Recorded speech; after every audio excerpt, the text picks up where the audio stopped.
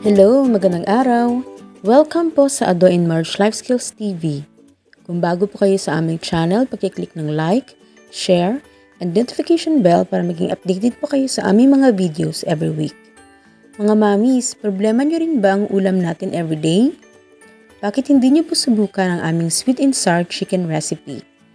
Napakadali lang po ito gawin at napakadali lang po siyang sundan. So tara, magsimula na po tayo! Narito ang ating mga ingredients. Kakailanganin mo lang ng 500 grams na chicken. So, yung breast part po yung gagamitin natin dito. Huhugasan po natin ng mabuti ang chicken, patutuyuin, at saka ikakat po natin siya ng ganitong style. Fillet style po ang pagkat ng ating chicken. Pagkatapos na na-drain na po natin ng chicken, lalagyan na po natin siya ng 1 teaspoon na salt,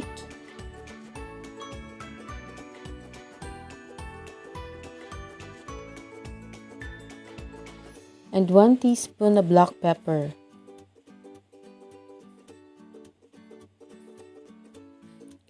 Haluin lang po natin ito ng mabuti hanggang sa ma-incorporate po ang ating salt at saka ang ating pepper.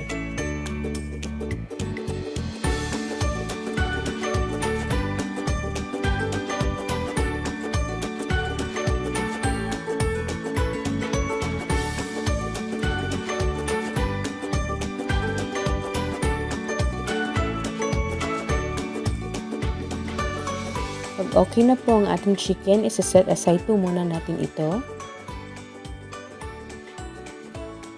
At kukuha po tayo ng isang mixing bowl. Sa isang mixing bowl, maglalagay po tayo ng 5 tablespoon ng all-purpose flour.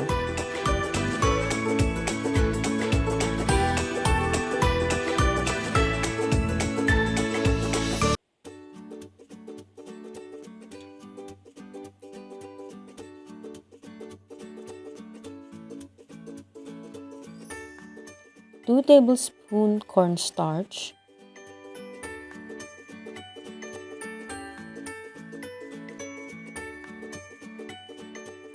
at 1 teaspoon na baking powder. Yung gamit ko pong baking powder dito is calamite. Lagyan din po natin ng pinch of salt.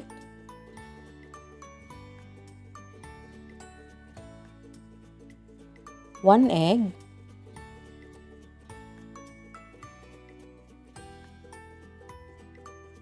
At 1/2 cup water.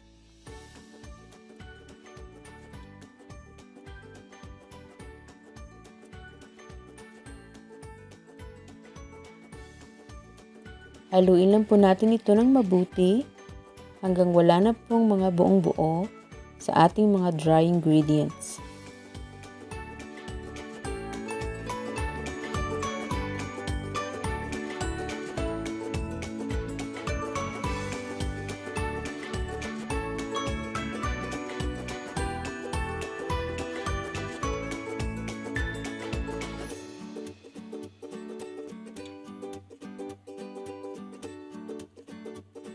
Pag okay na po ang ating mixture, ihahalo na po natin ito sa ating chicken.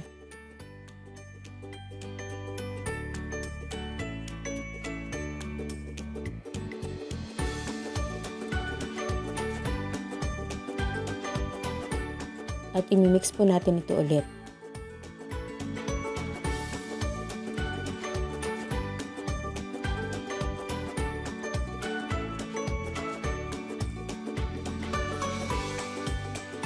Sa paggawa ng sauce, kailangan po natin ng bell pepper at onion. Hugasan po natin ng mabuti ang bell pepper at onion bago po natin ito hiwain.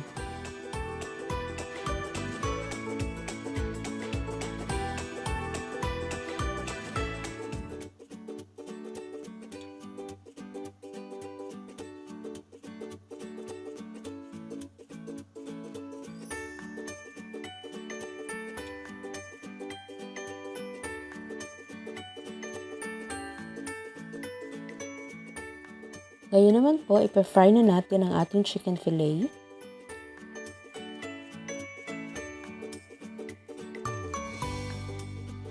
Kailangan po na medium heat lang po yung ating apoy para hindi po matusta ang ating chicken.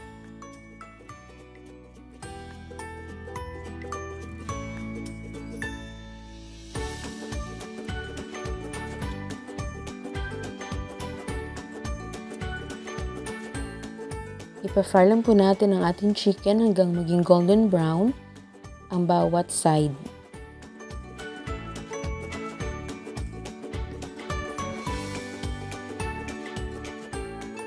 Gawin po natin ito ulit hanggang maubos po ang ating chicken na na-prepare at na-marinade.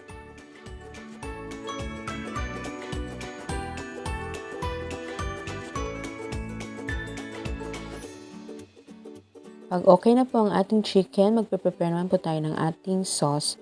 So, ang gagawin po natin, maglalagay po tayo ng 7 tablespoon na ketchup, 1 tablespoon na sugar,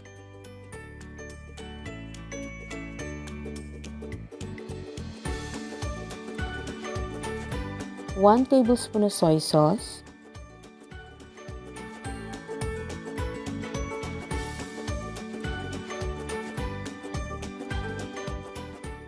and 5 tablespoon na vinegar. So, ang ginamit ko po dito is 1 tablespoon sugar and 5 tablespoon vinegar na ratio. So, kung gusto niyo po ng medyo mas matamis pa, pwede po kayong magdagdag ng another 1 tablespoon na sugar. Imimix lang po natin ito hanggang matunaw na po ang ating sugar na nilagay dito.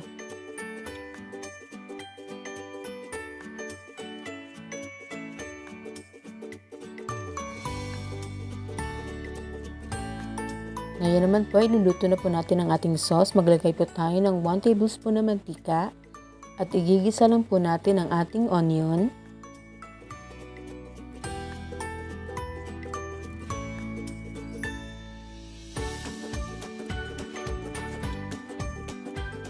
At ang ating bell pepper. Tsaka po natin ihalo ang ating sauce. I-simmer lang po natin ang ating sauce na mga hanggang 5 minutes bago po natin ilalagay ang ating chicken fillet.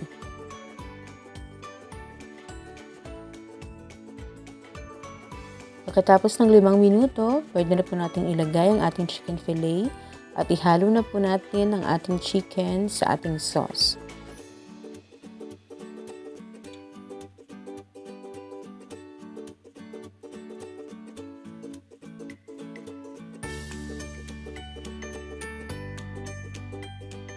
Ready na po ang ating sweet and sour chicken. Maraming pong salamat sa inyong pagkikinood. Sana po suportahan niyo pa po yung aming channel. Huwag po kalimutan mag-click ng like and share at notification bell para maging updated po kayo sa aming mga videos every week. So dito lang po tayo magtatapos. Maraming pong salamat sa suporta. Hanggang sa muli. Paalam!